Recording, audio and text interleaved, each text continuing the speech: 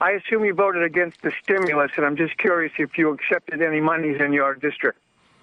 No, I'm not one of the people who votes for something and then writes to the government to ask them to send us money. I did not request any stimulus money. A report came out again today in the AP. It was a repeat of that Wall Street Journal article from a couple of years ago where you had asked for stimulus money for your district. Is that accurate? No, Is that report accurate? I never asked for stimulus. I don't recall that. I haven't seen this report, so I really can't comment on it. I oppose the stimulus because it doesn't work. It didn't work. Look at just the $90 billion in stimulus. And the vice president was in charge of overseeing this. $90 billion in green pork to campaign contributors and special interest groups. I love my friend here.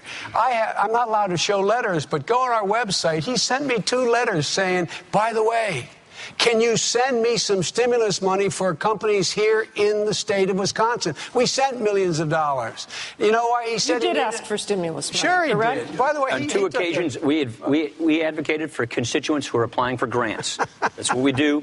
We do that for all constituents who are. Oh, I love that. I love that. This is such a bad program, and he writes me a letter saying, writes the Department of Energy a letter saying, the reason we need this stimulus, it will create growth and jobs.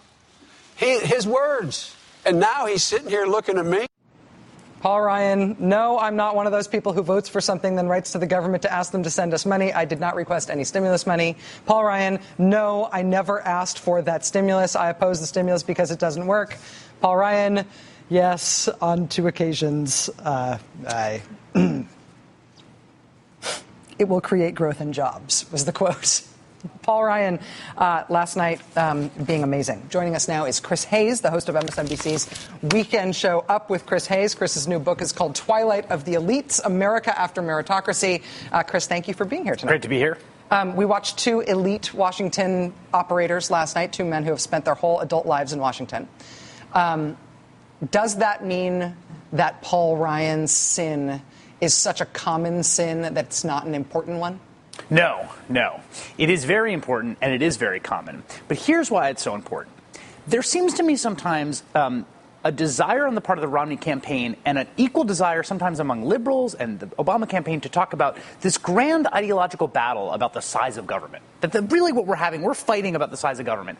And there is nothing in the record of the Republican Party to suggest that they will shrink government. It just doesn't, it's not there. You've written about this in your book, Drift, under Reagan. We've seen it under George W. Bush. Government grew as a share of GDP, security spending, even things like Medicare Part D, right? So the question is, who will government benefit? That is the question at issue in the campaign. Do not let yourself, and the reason that hypocrisy is so important, is do not let yourself get suckered into the belief that this is a battle over how big government's going to be.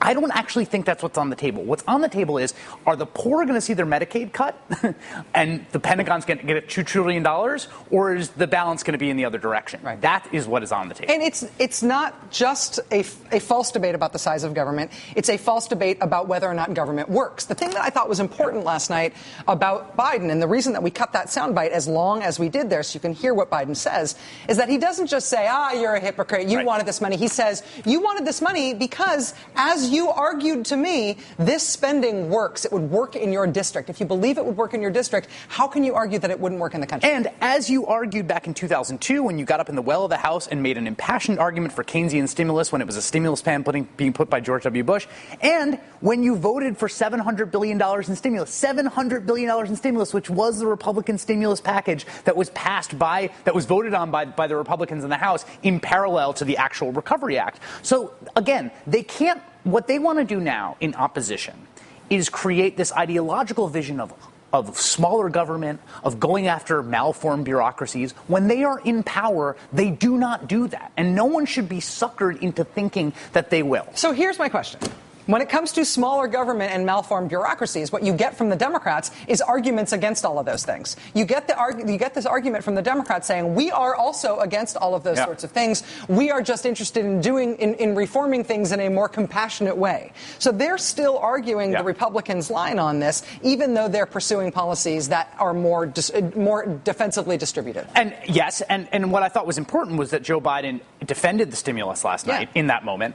And people should read Michael Grunwald's New Deal, which I've talked about before on air, because he lays out, in some ways, what Joe Biden did in overseeing that stimulus spending, it wasn't some petty, trivial undertaking. It was actually really remarkable. And in fact, they lived up to, despite all the Solyndra demagoguery that has come from Paul Ryan and Mitt Romney, they lived up to an incredibly high standard in terms of the efficiency and prudence of spending that much money in that period of time. It was, in some ways, a great testament to effective bureaucratic deployment. It was a great testament to government doing what it should do. And that story has remained woefully untold. We went through this process with the Democrats on Obamacare, which involved them embracing the term Obamacare, which is when they had been running away from their achievement in health reform because they didn't like the way Republicans talked about it. And then something clicked, and Democrats, a few brave ones first, and then all of them started running on it and saying, actually, we see this as a great political asset.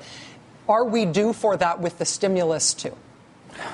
I would like to say yes. I think the stimulus, when the recovery happens, and if the recovery happens under a Barack Obama administration in the second term, retroactively, the stimulus will take on this very haloed view. People will go back and look at it and see it in an incredibly favorable light. Well, that's why but everything hangs, as much as, frankly, the general opinion of the liberal project hangs on the reelection of Barack Obama, frankly. How that story is written is a story that is written about whether Barack Obama is reelected or not. That's exactly right. You're very smart. Chris Hayes, the host of MSNBC's Weekend Morning Show, Up with Chris Hayes, which is going to be the bomb tomorrow. Chris's new book is Twilight of the Elites. Chris, thank you. Appreciate it, man. Really fun. All right. Last night's vice presidential debate was full of obvious entertainment value, but there were also two really important and substantive policy issues that finally became part of the campaign that I think changed the campaign in a really serious way. Two issues have not been the focus of the news about the debate today, but they're about to be the focus of this show. That and Frank Rich coming up.